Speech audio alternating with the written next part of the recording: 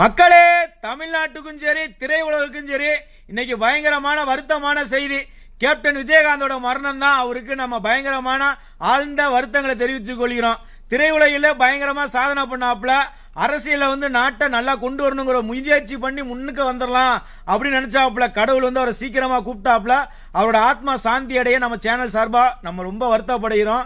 சரிங்களா? அவர் கட்சியில இருந்தபோது, எதிர்கட்சி தலைவராக இருந்தபோது நம்ம புரட்சி தலைவி அம்மாவே எதிர்த்து நின்னவர். அந்த அளவுக்கு தைரியமானவர், தன்னம்பிக்கை உள்ளவர், எதுக்கும் பயப்பட மாட்டாப்புல.